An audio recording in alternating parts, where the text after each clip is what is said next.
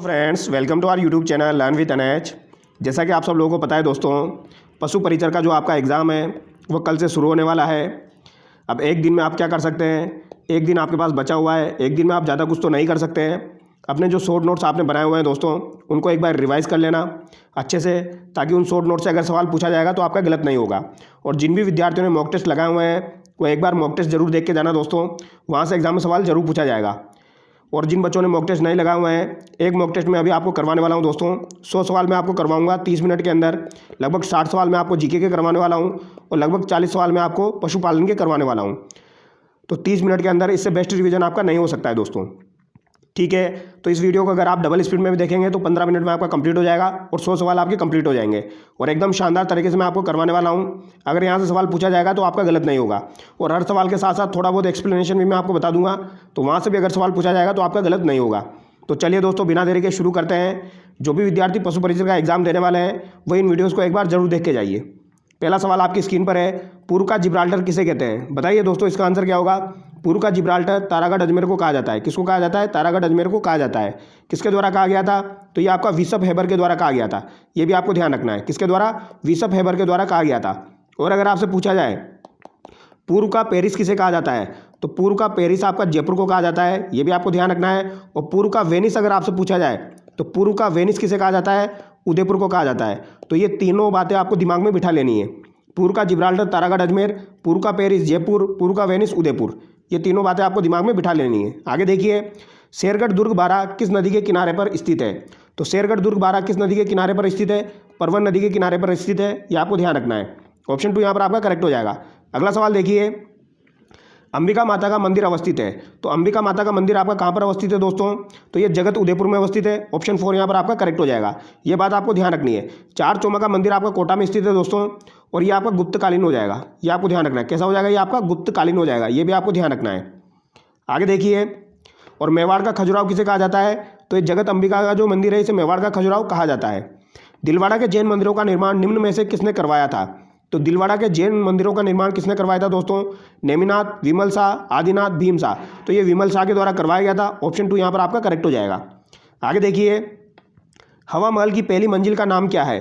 तो हवा महल की पहली मंजिल का नाम क्या हो जाएगा दोस्तों? तो ये शरद मंदिर हो जाएगा। ये पांचों मंजिला आपको ध्यान रखनी है दोस्तों। हवा महल का निर्माण किसके द्वारा करवाया गया था? सवाई प्रताप सिंह के द्वारा 1799 ईस्वी में करवाया गया था।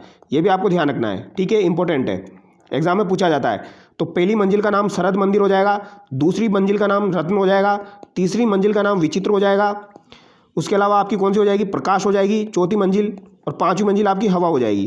तो ये पांचों मंजिला आपको ध्यान रखनी है, एग्जाम में पूछी जाती है।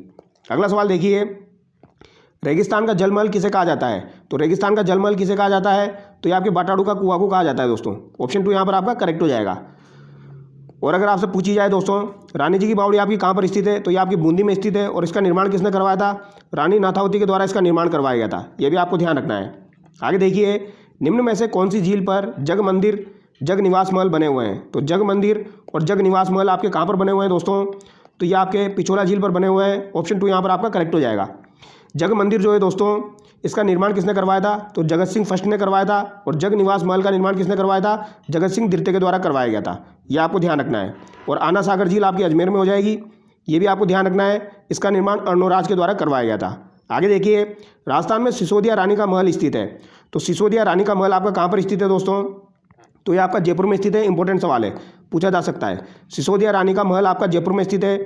जयपुर में घाट की घुनी में सवाई माधोपुर द्वितीय के द्वारा अपनी रानी चंद्रकुरी मेवाड़ की सिसोदिया वंश के लिए सिसोदिया रानी का महल, सिसोदिया रानी का बाग बनवाया गया था। देवारी समझौता के तहत चंद्रकुरी का विवाह सवाई जयसिंह द्वितीय के साथ हुआ था। तो ये बात आपको ध्यान रखनी है। सिसोदिया रानी का महल कहाँ पर हो जाएगा? टोंक में हो जाएगा। टोंक में, सॉरी, क्या, जयपुर में हो जाएगा आपका, ठीक है। आगे देखिए, राज्य में खेतड़ी महल स्थित है। तो राज्य में खेतड़ी महल आपका कहाँ पर स्थित है? झुंझुनू में स्थित है दोस्तों। ऑप्शन 3 यहाँ पर आपका करेक्ट हो जाएगा। खेतड़ी के महाराजा भोपाल सिंह ने इसका निर्माण करवाया था दोस्तों। ये आपको ध्यान रखना है। आगे देखिए, हाडी रानी की बावड़ी एवं कुंड कहाँ स्थित है?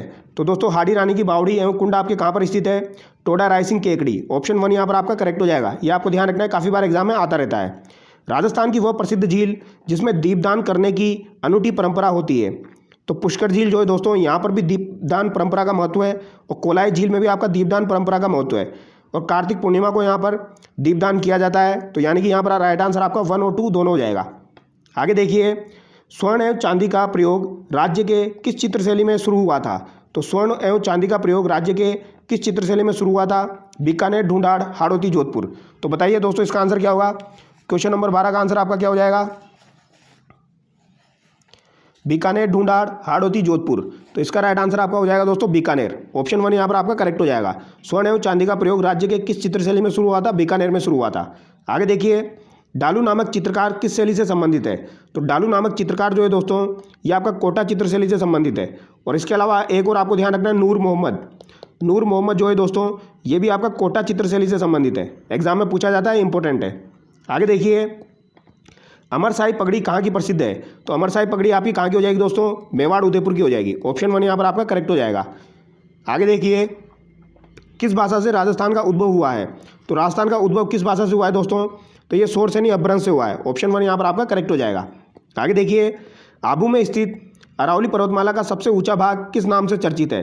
तो अरावली पर्वतमाला का सबसे ऊंचा भाग गुरु शिखर हो जाएगा, जो कि माउंट आबू में स्थित है। और इसकी ऊंचाई आपको ध्यान रखनी है 1722 मीटर हो जाएगी। और शेर चोटी जो है दोस्तों इसकी ऊंचाई कितनी हो जाएगी? 1597 मीटर हो जाएगी। ये भी आपको ध्यान रखना है, ठीक है। अरावली पर्वतमाला जो है दोस्तों इसकी टोटल लंबाई अगर आपसे पूछी जाए तो कितनी हो जाएगी? 692 हो जाएगी किलोमीटर। ये आपको ध्यान रखना है। और अगर आपसे राजस्थान में पूछी जाए तो 550 किलोमीटर इसकी लंबाई है। और इसकी औसत ऊंचाई कितनी हो जाएगी? 930 मीटर हो जाएगी। तो ये भी आपको ध्यान रखना है, औसत ऊंचाई इसकी 930 मीटर हो जाएगी। आगे देखिए, राजस्थान का खजुराहो के नाम से प्रसिद्ध स्थान निम्न में से कौन सा है? तो राजस्थान का खजुराहो किसे कहा जाता है दोस्तों? तो एक किराड़ू बाड़मेर को कहा जाता है। ऑप्शन 3 यहाँ पर आपका करेक्ट हो जाएगा। और हाड़ौती का जो खजुराहो है वो भंड देवरा मंदिर को कहा जाता है, जो कि आपका 12 में स्थित है। ये आपको ध्यान रखना है। और मिनी खजुराहो जो है दोस्तों वो भी आपका किसे कहा जाता है? भंड देवरा मंदिर को ही कहा जाता है। इंपॉर्टेंट है, ध्यान रखना है। आगे देखिए, अगला सवाल है दोस्तों, हवा महल के वास्तुकार थे? तो हवा महल के वास्तुकार आपके लालचंद उस्ता हो जाएंगे। हवा महल का निर्माण किसने करवाया था? प्रताप सिंह के द्वारा 1799 में करवाया गया था। 5 मंजिला आपको ध्यान रखनी है, यहाँ से सवाल जरूर पूछा जाएगा। आगे देखिए, निम्नलिखित में से कौन से स्थल को धूलकोट कहा जाता है? तो धूलकोट किसे कहा जाता है? आहड़ को कहा जाता है। और इसे आगाड़पुर के नाम से भी जाना जाता है। गणेश्वर सभ्यता के अवशेष चिन्ह उपस्थित है। तो गणेश्वर सभ्यता के अवशेष चिन्ह आपके कहाँ पर हो जाएंगे? नीम का थाना में हो जाएंगे दोस्तों। और कौन सी नदी के किनारे है दोस्तों? कांतली नदी के किनारे। ये भी आपको ध्यान रखना है, इंपॉर्टेंट है, पूछा जाता है। RC अग्रवाल के द्वारा इसका उत्खनन किया गया था। ये भी आपको ध्यान रखना है। आगे देखिए, राज्य के किस स्थान से बडली का शिलालेख प्राप्त हुआ है? इंपॉर्टेंट सवाल है दोस्तों, पूछा जाता है। बडली का शिलालेख आपका केकड़ी से प्राप्त हुआ है। ऑप्शन 1 यहाँ पर आपका करेक्ट हो जाएगा। केकड़ी नहीं देगा ऑप्शन में तो आपको अजमेर देगा दोस्तों, तो अजमेर आंसर कर देना, ठीक है। तो बडली का शिलालेख कहाँ से प्राप्त हुआ है? आपका केकड़ी से प्राप्त हुआ है। आगे देखिए, महाराणा गज सिंह किस राज्य के शासक थे? तो महाराणा गज सिंह जो है दोस्तों ये आपके किस राज्य के शासक थे? बताइए दोस्तों। बांसवाड़ा, डूंगरपुर, धौलपुर, जोधपुर।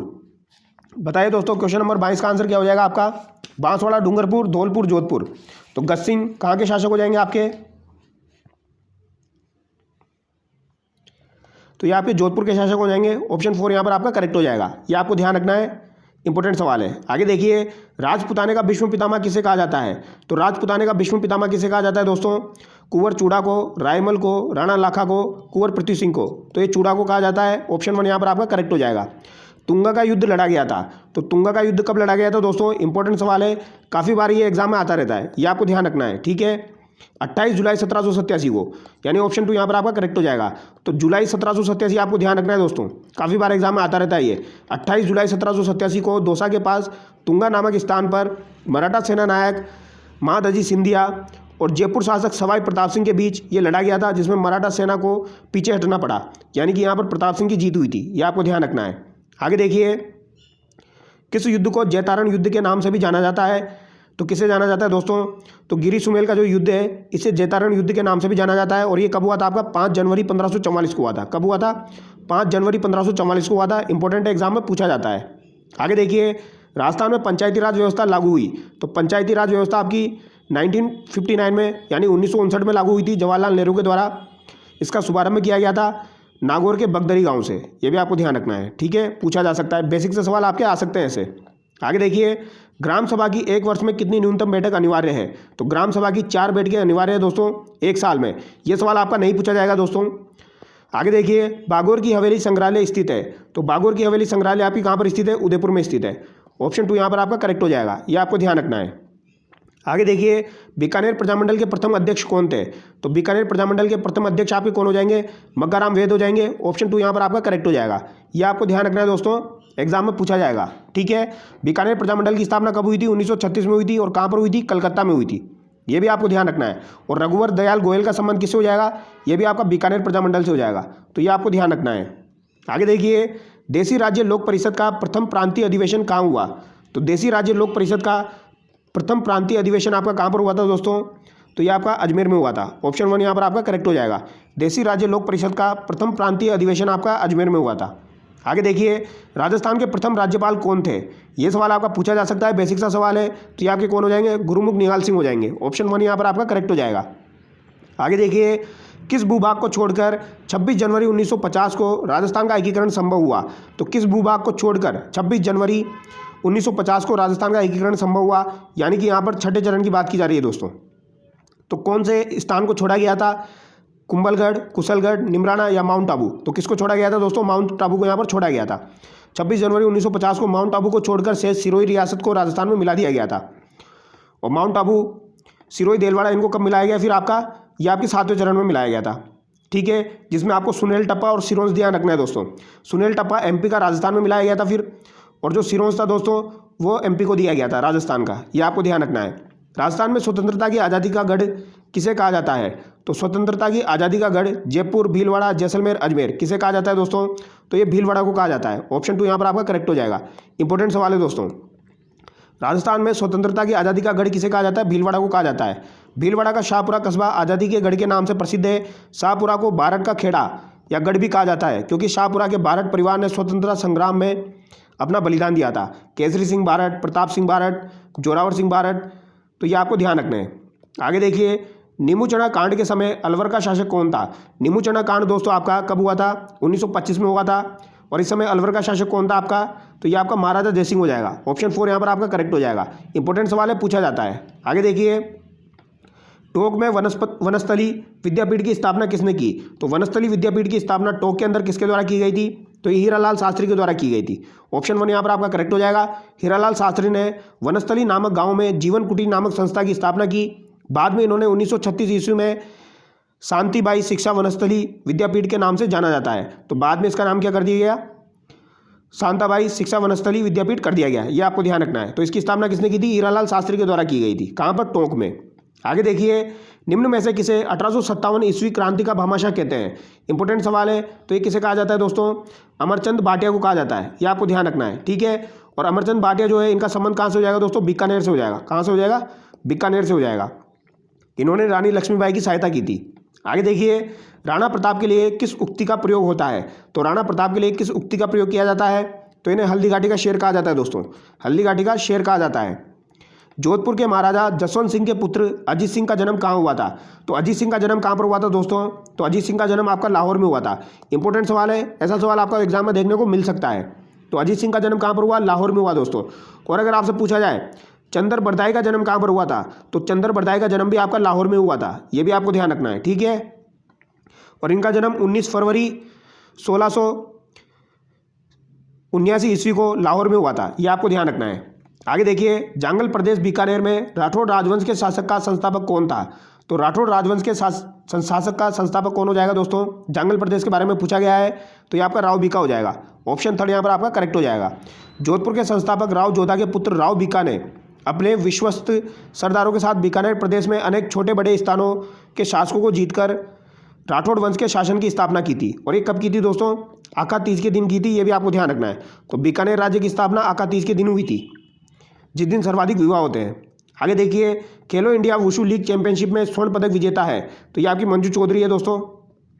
आगे देखिए, क्वेश्चन नंबर 41 देखिए दोस्तों, निम्न में से कौन सा आभूषण कान में पहना जाता है? तो कान में आपकी टोटी पहनी जाती है दोस्तों, इंपॉर्टेंट है। टोटी आपकी कान में पहनी जाती है, इंपॉर्टेंट है, पूछा जाता है दोस्तों। ठीक है, ये सवाल काफ़ी बार एग्जाम में आ चुका है। आगे देखिए, राजस्थान में प्रसिद्ध झेला बाऊजी का मेला किस जनजाति से संबंधित है? तो झेला बाऊजी का मेला आपका डामोर जनजाति से संबंधित है। इंपॉर्टेंट सवाल है, ये भी आपका एग्जाम में छप सकता है, ये आपको ध्यान रखना है। झेला बाऊजी का मेला आपका डामोर जनजाति से संबंधित है। किस त्यौहार पर लड़कियां सिंजारा करती है? तो सिंजारा किस त्यौहार पर किया जाता है दोस्तों?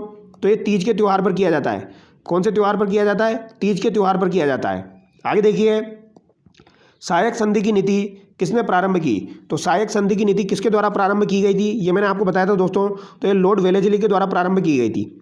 और आपके लॉर्ड कैनिंग जो है दोस्तों, ये तो 1857 के समय भारत के गवर्नर जनरल हो जाएंगे। इसके अलावा आपको ध्यान रखना है दोस्तों, लॉर्ड हेस्टिंग्स जो है दोस्तों, वो आपको ध्यान रखना है, वो आपके 1818 के समय जो आपकी अधीनस्थ संध्या हुई थी, उस समय भारत के गवर्नर जनरल थे, ये आपको ध्यान रखना है। ठीक है, तो सहायक संध्या किसकी देन है? लॉर्ड वेलेस्ली की देन है, जबकि अधीनस्थ संध्या लॉर्ड हेस्टिंग्स की देन है, और लॉर्ड कैनिंग आपके 1857 के समय गवर्नर जनरल हो जाएंगे। आगे देखिए, गोरा बादल का महल व नवलखा बुर्ज कहाँ स्थित है? तो नवलखा बुर्ज और गोरा बादल का महल आपका कहाँ पर हो जाएगा दोस्तों? तो ये आपका चित्तौड़गढ़ में हो जाएगा। ठीक है, आगे देखिए, खाटू श्याम जी मंदिर जहाँ श्याम जी के शीश की पूजा होती है, तो ये कहाँ पर है दोस्तों? ये आपका सीकर में स्थित है, ये आपको ध्यान रखना है। कहाँ पर है? सीकर में हो जाएगा। आगे देखिए, राज्य में हाड़ी रानी के महल कहाँ देखे जाते हैं? तो हाड़ी रानी के महल कहाँ पर देखे जाते हैं दोस्तों? कोटा, बूंदी, टोंक, सवाई माधोपुर। तो ये आपके कहाँ पर हो जाएंगे? क्वेश्चन नंबर 47 का आंसर बताइए दोस्तों, इजी सा सवाल है। राजस्थान में हाड़ी रानी के महल कहाँ पर देखे जाते हैं? तो ये आपके टोंक में देखे जाते हैं दोस्तों। ठीक है, ये आपको ध्यान रखना है। आगे देखिए, तारकसी के आभूषण के लिए राजस्थान का कौन सा स्थान प्रसिद्ध है? तो तारकसी के आभूषण के लिए राजस्थान का कौन सा स्थान प्रसिद्ध है? तो ये आपका नाथद्वारा हो जाएगा दोस्तों, नाथद्वारा राजसमंद। और नाथद्वारा राजसमंद की आपकी गुलाबी गणगौर भी प्रसिद्ध है दोस्तों, ये भी आपको ध्यान रखना है। गुलाबी गणगौर जो है ये आपकी चैत्र शुक्ल पक्ष की पंचमी को मनाई जाती है, तो इंपॉर्टेंट है, ध्यान रखना है। आगे देखिए, सती रासो ग्रंथ के लेखक है, तो सती रासो ग्रंथ के लेखक आपके सूर्यमल मिश्रण हो जाएंगे, जो कि बूंदी नरेश राम सिंह द्वितीय के दरबारी कवि थे। राम सिंह द्वितीय के दरबारी कवि थे। इनके द्वारा दोस्तों बलवद विलास भी लिखी गई है, बलवद विलास। इसके अलावा आपको राम रंजाट भी ध्यान रखनी है, राम रंजाट, वीर सत्सई आपको ध्यान रखनी है, ये सब इनके द्वारा लिखी गई है। आगे देखिए, तेजाजी के जन्म स्थल का नाम है, तो तेजाजी का जन्म स्थल क्या हो जाएगा? खंडाल नागौर हो जाएगा दोस्तों। ऑप्शन 2 यहाँ पर आपका करेक्ट हो जाएगा। और आसिंद भीलवाड़ा किसका हो जाएगा? देवनारायण जी का हो जाएगा। ददरेवा चुरू किनका हो जाएगा? गोगा जी का हो जाएगा। कोलमंड जोधपुर किनका हो जाएगा? फाबू जी का हो जाएगा। ये आपको ध्यान रखना है। आगे देखिए, अरावली पर्वतमाला दक्षिण पश्चिम में राजस्थान में किस जिले से प्रारंभ होकर उत्तर पूर्व जाती है? तो ये सिरोही जिले से प्रारंभ होती है, फिर आपकी उत्तर पूर्व में जाती है दोस्तों। ठीक है, और इसका उद्गम कहाँ से होता है दोस्तों? तो अरब सागर से होता है, ये आपको ध्यान रखना है। अरब सागर के मिनिकाई द्वीप से इसका उद्गम होता है। अरब सागर को अरावली का पिता कहा जाता है। आगे देखिए, राजस्थान के किस प्रदेश में उत्कात भूमि स्थलाकृति पाई जाती है? तो उत्कात भूमि स्थलाकृति आपकी चंबल बेसिन में पाई जाती है। ऑप्शन 2 यहाँ पर आपका करेक्ट हो जाएगा। और डांग की रानी किसे कहा जाता है? करौली को कहा जाता है, यह आपको ध्यान रखना है। आगे देखिए, निम्न में से मावड़ द्वारा लाभार्थी फसल कौन सी नहीं है? तो मावड़ के द्वारा कौन सी फसल लाभार्थी नहीं है? चना, गेहूं, सरसों, मूंगफली, मक्का। तो दोस्तों मावड़ के द्वारा आपकी रबी की फसलें जो है वो लाभान्वित होती है। तो यहाँ पर देख लीजिए, खरीफ की कौन सी फसल है? तो मूंगफली, मक्का जो है ये आपकी खरीफ की फसल है, तो ये आपकी लाभान्वित नहीं होती है। आगे देखिए, निम्न में से किस प्रकार की मृदाई लिथोसोल्स भी कहलाती है? तो लिथोसोल्स आपकी किस प्रकार की मृदाई कहलाती है? पर्वतीय मृदाई कहलाती है। ऑप्शन 3 यहाँ पर आपका करेक्ट हो जाएगा। और ये कहाँ पर पाई जाती है? आपकी कोटा, उदयपुर में पाई जाती है ज़्यादातर, ये आपको ध्यान रखना है। ठीक है, आगे देखिए, क्वेश्चन नंबर 55, ऐतिहासिक स्थल तिलवाड़ा किस नदी के किनारे पर स्थित है? तो तिलवाड़ा जो है ये आपका लूनी नदी के किनारे स्थित है दोस्तों, ये आपको ध्यान रखना है, इंपॉर्टेंट है, एग्जाम में पूछा जाता है। तिलवाड़ा आपका लूनी नदी के किनारे स्थित है, बाड़मेर में, अभी वर्तमान में बालोतरा में हो जाएगा। आहड़ नदी का नाम उदय सागर के बाद क्या हो जाता है? तो आहड़ नदी जब उदय सागर में गिरती है दोस्तों, तो इसका नाम क्या हो जाता है? बेड़च हो जाता है। ऑप्शन 4 यहाँ पर आपका करेक्ट हो जाएगा। इंपॉर्टेंट सवाल है, काफ़ी बार एग्जाम में आता रहता है। ठीक है, आगे देखिए, डेबर झील के नाम से भी जानी जाती है। तो डेबर झील के नाम से कौन सी झील को जाना जाता है? तो जयसमंद झील जो है दोस्तों, इसको डेबर झील के नाम से भी जाना जाता है। और ये आपकी कहाँ पर स्थित है? सलूम्बर में स्थित है, ये आपको ध्यान रखना है। सलूम्बर के उत्तर पूर्व में आपका कौन सा पठार स्थित है? लसाड़िया का पठार। तो लसाड़िया का पठार आपका जयसमंद झील के पूर्व में स्थित है, ये भी आपको ध्यान रखना है। आगे देखिए, निम्न जोड़ों में से कौन सा एक सही मेल नहीं खा रहा है? तो सही मेल कौन सा नहीं खा रहा है? भीमसागर परियोजना झालावाड़, परवन लिफ्ट परियोजना बारा, सावन भादो परियोजना कोटा, चोली सिंचाई परियोजना बूंदी। तो चोली सिंचाई परियोजना आपकी झालावाड़ की हो जाएगी दोस्तों। तो यहाँ पर ऑप्शन 4 आपका करेक्ट हो जाएगा। सावन भादो कोटा सही है, परवन बारा सही है, और भीमसागर आपकी झालावाड़ ये भी सही है। आगे देखिए, राजस्थान में कौन से जिले में तेंदुपत्ती का उत्पादन नहीं होता है? तो तेंदुपत्ती का उत्पादन आपके कौन से जिले में नहीं होता है दोस्तों? उदयपुर, सिरोही, बारा, झालावाड़। इंपॉर्टेंट सवाल है दोस्तों, एग्जाम में पूछा जा सकता है। ठीक है, यह आपको ध्यान रखना है। तेंदुपत्ती का उत्पादन कहाँ पर नहीं होता है? उदयपुर में होता है, बारा में होता है, झालावाड़ में होता है, सिरोही में नहीं होता है दोस्तों। ऑप्शन 2 यहाँ पर आपका करेक्ट हो जाएगा। ठीक है, आगे देखिए, राजस्थान में निम्नलिखित में से कौन सा राष्ट्रीय उद्यान अपने पक्षी जीवों के लिए प्रसिद्ध है? तो ये कौन सा हो जाएगा आपका केवलादेव राष्ट्रीय उद्यान हो जाएगा, जो कि पक्षियों के लिए प्रसिद्ध है दोस्तों, ये आपको ध्यान रखना है। राजस्थान में वनों को काटकर व जलाकर की जाने वाली कृषि कहलाती है, तो ये आपकी क्या कहलाती है दोस्तों? वालरा कहलाती है, ये आपको ध्यान रखना है। और दोस्तों जो मैदानी भागों में की जाती है उसे क्या कहते हैं? उसे दजिया कहा जाता है। जो मैदानी भागों में की जाती है उसे दजिया कहा जाता है, और जो आपकी पहाड़ी भागों में की जाती है उसे क्या कहा जाता है? उसे वालरा कहा जाता है, ये आपको ध्यान रखना है। आगे देखिए, ICAR द्वारा राजस्थान कितने कृषि जलवायु प्रदेश में विभाजित किया जाता है? तो दोस्तों कृषि जलवायु प्रदेश अगर आपसे कभी भी पूछा जाए और अगर आपको 5 ऑप्शन में दिया जाए तो आपको 5 ही आंसर करना है, लेकिन यहाँ पर 5 ऑप्शन में नहीं दिया गया है, तो इन 5 को भी भागों में बांटा गया है, तो टोटल 10 भाग होते हैं दोस्तों। तो ऑप्शन 2 यहाँ पर आपका करेक्ट हो जाएगा। ठीक है, आगे देखिए, राजस्थान में पाया जाने वाला निम्नलिखित में से कौन सा खनिज भारत में इस खनिज के उत्पादन में पूरे 100% का योगदान करता है? तो ये आपका कौन सा हो जाएगा? वोल्स्टोनाइट हो जाएगा दोस्तों। कौन सा हो जाएगा? वोल्स्टोनाइट। आगे देखिए, राजस्थान में सर्वप्रथम सीमेंट फैक्ट्री खोली गई थी, तो सर्वप्रथम सीमेंट फैक्ट्री आपकी कहाँ पर खोली गई थी? लाखेरी में खोली गई थी दोस्तों। ऑप्शन 2 यहाँ पर करेक्ट हो जाएगा। और कब खोली गई थी? 1915 में खोली गई थी। तो इंपॉर्टेंट एग्जाम में पूछी जाती है, ध्यान रखना है। ये सवाल आपका छप सकता है दोस्तों, ध्यान रखना है। ठीक है, ये सवाल आपका छप सकता है, ध्यान रखना है आपको। आगे देखिए, 2011 की जनगणना के अनुसार राजस्थान किस जिले की ग्रामीण लिंगानुपात 1000 से अधिक है? तो राजस्थान के किस जिले का ग्रामीण लिंगानुपात 1000 से अधिक है दोस्तों? तो ये पालिका हो जाएगा। यहाँ पर बात की जा रही है ग्रामीण लिंगानुपात की, ये भी आपको ध्यान रखना है। सर्वाधिक ग्रामीण लिंगानुपात पालिका हो जाएगा 1003, और सर्वाधिक शहरी लिंगानुपात अगर आपसे पूछा जाए तो टोंक का हो जाएगा 985। तो शहरी लिंगानुपात अगर आपसे पूछा जाए सर्वाधिक किसका हो जाएगा? टोंक का हो जाएगा, ये भी आपको ध्यान रखना है। आगे देखिए, नदियाँ जो अपना जल सामर झील में गिराती है, तो कौन सी नदियाँ अपना जल सामर झील में गिराती है? तो एक तो आपकी रूपनगढ़ हो जाएगी और एक आपकी मेंढा हो जाएगी दोस्तों। सा भी नहीं गिराती है, चाप भी नहीं गिराती है, तो COD आपका राइट आंसर हो जाएगा। ठीक है, इसके अलावा खंडेला भी गिराती है दोस्तों। ठीक है, और मेंढा जो है ये सर्वाधिक लवण की मात्रा लेके आती है आपकी सामर झील में, ये भी आपको ध्यान रखना है। आगे देखिए दोस्तों, अब पशुपालन के जो इंपॉर्टेंट सवाल है वो हम देख लेते हैं दोस्तों, जो कि आपके एग्जाम में पूछे जाएंगे। पहला सवाल देखिए, राजस्थान में पशुपालन विभाग की स्थापना कब हुई? तो राजस्थान में पशुपालन विभाग की स्थापना कब की गई? तो ये 1957 में की गई थी। ये सवाल आपका आ सकता है, बेसिक सा सवाल है। बंदिया मेमने के मांस को क्या कहते हैं? तो बंदिया मेमना जो होता है दोस्तों, उसके मांस को क्या कहा जाता है? विडर कहा जाता है। ऑप्शन 4 यहाँ पर आपका करेक्ट हो जाएगा। आगे देखिए, 20वीं पशुगणना में राजस्थान में कुल पशुधन में कितनी कमी आई? तो 20वीं पशुगणना में राजस्थान में कुल पशुधन में कितनी कमी आई है? तो दोस्तों यहाँ पर 1.61% यानी नेगेटिव में कमी आई है, ये आपको ध्यान रखना है। तो ऑप्शन 2 यहाँ पर आपका करेक्ट हो जाएगा। इंपॉर्टेंट सवाल है, पूछा जाएगा दोस्तों। अगला सवाल देखिए, जरसिंध किनके संकरण से तैयार की गई नस्ल है? तो जरसिंध नाम से पता लग रहा है दोस्तों, लाल सिंध और जर्सी से तैयार की गई है। ऑप्शन 4 यहाँ पर आपका करेक्ट हो जाएगा। मांस के लिए उपयोगी भेड़ की प्रमुख नस्ल है, तो मांस के लिए उपयोगी भेड़ की प्रमुख नस्ल कौन सी हो जाएगी? कराकुल, नेलोर और मांडिया। तो उपरोक्त सभी यहाँ पर आपका राइट आंसर हो जाएगा दोस्तों। आगे देखिए, ऊँट की किस नस्ल की मुख्य विशेषता निचला होठ लटका हुआ होता है? तो ऐसा कौन सा ऊँट होता है दोस्तों जिसका निचला होठ लटका हुआ होता है? जैसलमेरी, मेवाड़ी, बीकानेरी, नाचना। तो ये कौन सा हो जाएगा दोस्तों? आपका मेवाड़ी हो जाएगा। ऑप्शन 2 यहाँ पर आपका करेक्ट हो जाएगा। यह ऊँट पंजाब से उदयपुर तक पाए जाते हैं। जैसलमेरी ऊँट BSF में उपयोगी है। गोमट ऊँट सवारी हेतु प्रसिद्ध है। आगे देखिए, वीर्य की शुद्धता जांचने के लिए कौन सा परीक्षण करते हैं? तो बताइए, वीर्य की शुद्धता जांचने के लिए कौन सा परीक्षण किया जाता है? तो ये BBC टेस्ट किया जाता है दोस्तों। कौन सा किया जाता है? BBC test. बंध्याकृत नर बकरा कहलाता है, तो बंध्याकृत नर बकरा आपका क्या कहलाता है? तो ये आपका बक कहलाता है दोस्तों। ऑप्शन 2 यहाँ पर आपका करेक्ट हो जाएगा।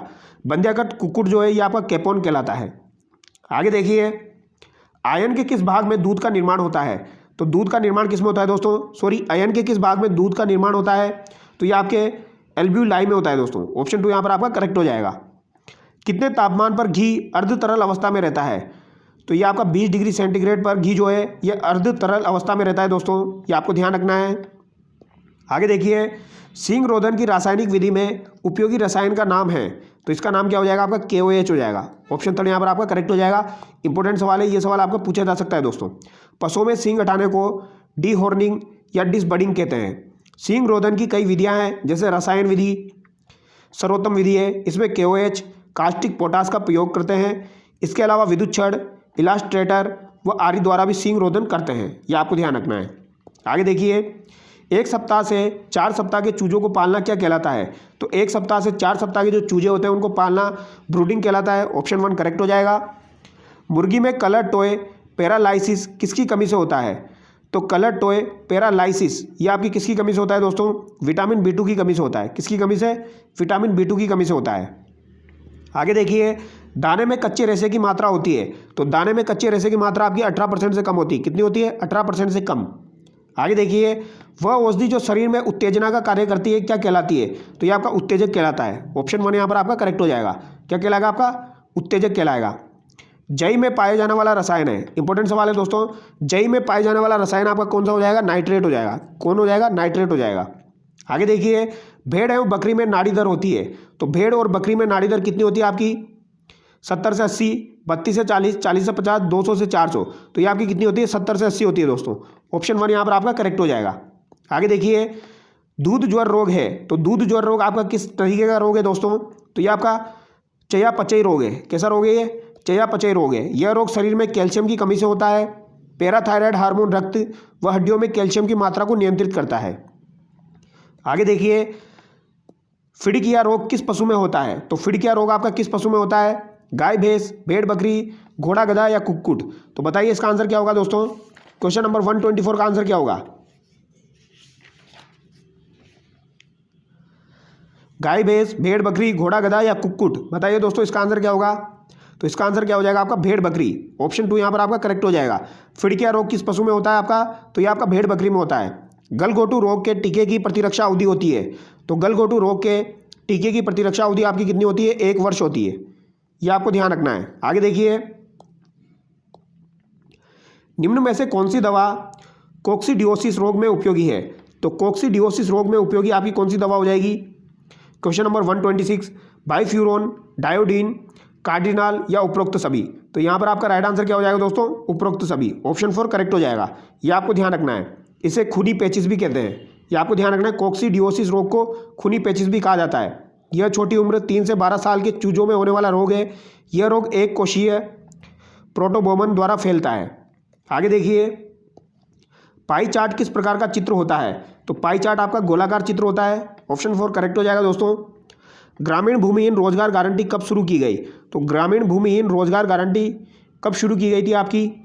तो ये आपकी दोस्तों 1983 में शुरू की गई थी। आगे देखिए, हाड़ौती का सबसे बड़ा पशु मेला कहलाता है, तो हाड़ौती का सबसे बड़ा पशु मेला आपका कौन सा हो जाएगा दोस्तों? तो ये आपका गोमती सागर पशु मेला हो जाएगा। कौन सा हो जाएगा? गोमती सागर पशु मेला हो जाएगा। ऑप्शन 4 यहाँ पर आपका करेक्ट हो जाएगा दोस्तों। और हाड़ौती का सुरंगा मेला किसे कहा जाता है दोस्तों? तो ये आपका चंद्रभागा मेले को कहा जाता है। हाड़ौती का सुरंगा मेला चंद्रभागा मेले को कहा जाता है।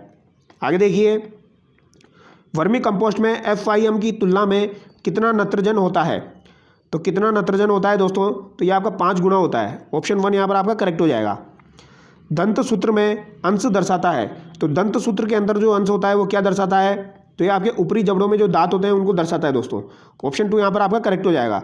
दंत सूत्र में अंश ऊपरी जबड़ों में दांत, जबकि हर निचले जबड़े के दांत को दर्शाता है। आगे देखिए, पशु मित्र योजना किस बजट में घोषणा की गई थी? तो पशु मित्र योजना की किस बजट में घोषणा की गई थी दोस्तों? इंपॉर्टेंट सवाल है, पूछा जा सकता है 2023-24।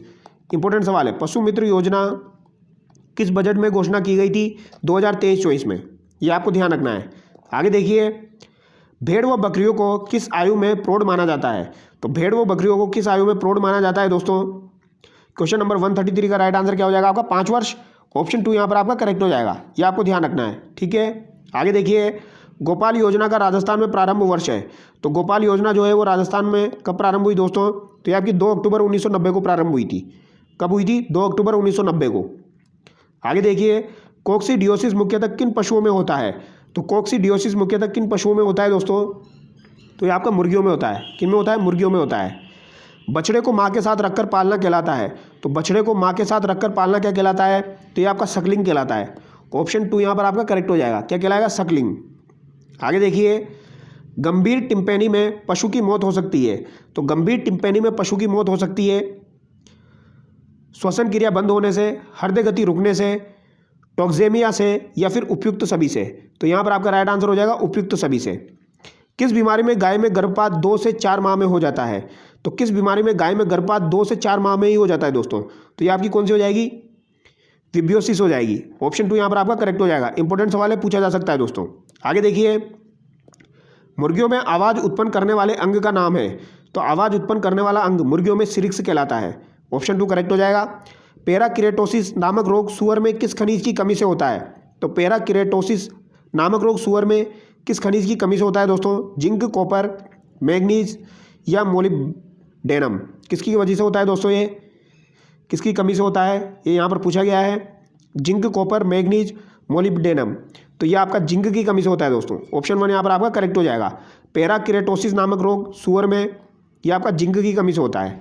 विटामिन B12 का रासायनिक नाम है। तो विटामिन B12 का रासायनिक नाम आपका क्या हो जाएगा? साइनोकोबालेमिन हो जाएगा दोस्तों। क्या हो जाएगा? साइनोकोबालेमिन हो जाएगा।